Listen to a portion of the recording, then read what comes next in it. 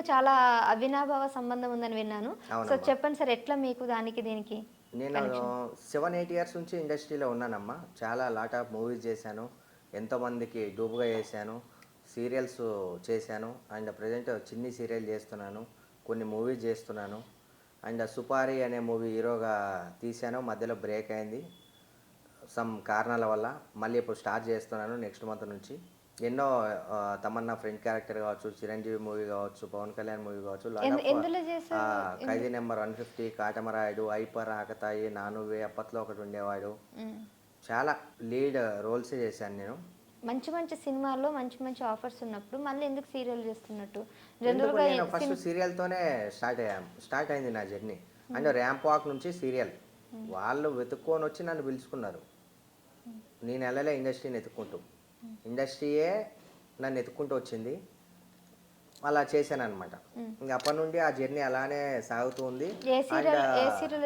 స్వాతి చినుకులు, నా పేరు మీనాక్షి, ప్రతిఘటన, అండ్ కార్తీక దీపం, బుద్ధమందారం, ఇంకా చాలా ఉన్నాయి సీరియల్స్, అంత గుర్తులేవా, చాలా సీరియల్స్ ఉన్నాయి. సో సీరియల్స్ అన్నీ కూడా చేస్తూ ఉన్నప్పుడు తర్వాత మీకు అవకాశాలు సినిమాల్లో వచ్చాయి, చేశాను, లీడ్ క్యారెక్టర్స్ చేశాను. అండ్ ఇంకోటి ఏంటంటే ఇప్పుడు సినీ ఫీల్డ్ ఎలా అయిపోయిందంటే ప్రతి ఒక్కరి దగ్గర జోకాలి, ప్రతి ఒక్కరిని అడుక్కోవాలి. అలాంటి దుస్థితిలో నేను లేను. ఎవరిని నాకు ఇవ్వండి అని చెప్పి నా తల దించి ఒకరి దగ్గర నేను అడగను కాబట్టి నేను అందుకు ఇండస్ట్రీలో ఎక్కువ చేయట్లేదు.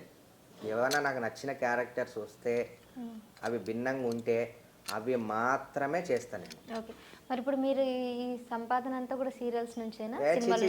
సినిమా సీరియల్స్లో నేను ఒక్క రూపాయి సంపాదించింది లేదు. మరి ఎక్కడి నుంచి సంపాదించి? మ్యాక్సిమం రియల్ ఎస్టేటే ఎక్కువ చేస్తుంటా. రియల్ ఎస్టేట్ కావచ్చు, అండ్ ఏమన్నా సెటిల్మెంట్స్ కావచ్చు, కబ్జాలో ఉన్న ఎవరన్నా మీ ల్యాండ్ ఉంది ఎవరైనా కబ్జా చేసారు, నా దాకా అది వస్తే నేను చేయడం కావచ్చు. లాట్ ఆఫ్ ఎన్నో వర్కులు ఉంటాయండి. పర్సనల్గా మనం చెప్పుకునేవి కొన్ని ఉంటాయి, చెప్పుకోని కొన్ని ఉంటాయి.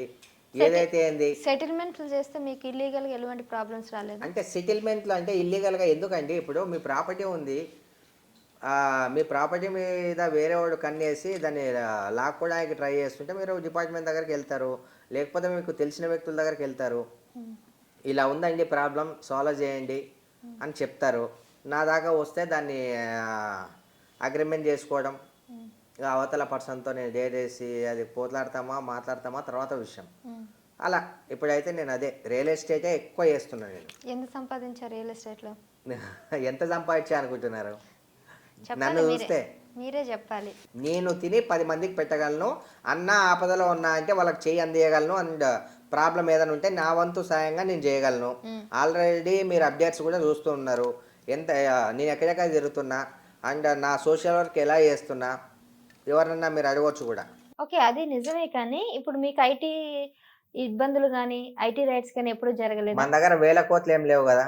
అండ్ దానికన్నా ముందు మీరు అన్నారు కదా ఓల్డ్ సిటీ కత్తి అని చెప్పి, నాకు అస్సలు భయం లేదు. ఎవడో వచ్చి నన్ను ఏదో పీక్తాడని అండ్ ఎవడో నాతో కొట్లాడతాడని వాళ్ళకి తెలుసు నేనేందో. మరి ఈరోజు ఓల్డ్ సిటీ సూర్య బాయ్ అని అంటున్నారంటే మనం ఏదన్నా ఇంతకుముందు చేసి ఉండాలా, మనం అంటే జనాలకు భయం ఉండాలా. ఎన్నో చేశాం కాబట్టి ఈరోజు మనం ఒంటరిగానే పోరాటం చేస్తున్నాం, ఒంటరిగానే తిరుగుతున్నా. అండ్ ఏమేం చేశారనేది ఇక మీరు డిపార్ట్మెంట్ వెళ్ళి తర్వాత మా లోకల్ పిఎస్లో వెళ్ళి వాళ్ళని అడిగితే వాళ్ళు చెప్తారు. నేను మీడియా పరంగా నేను చెప్పాల్సిన అవసరం లేదు. మీకు ఎందుకు భయపడుతున్నారు? అయితే ఎందుకు భయపడుతున్నారా? అన్యాయం ఏ ఒక్క నా కొడుకైనా చేస్తే ఎవరన్నా స్పందిస్తారో స్పందించారో నాకు తెలియదు, కానీ ఈ ఓల్డ్ సిటీ కత్తి మాత్రం కంపల్సరీ స్పందిస్తుంది ఎక్కడ అన్యాయం జరిగినా. సబ్స్క్రైబ్ చేయండి. Please do subscribe to. Please like, share and subscribe to top Telugu TV. Top Telugu TV. Top Telugu TV.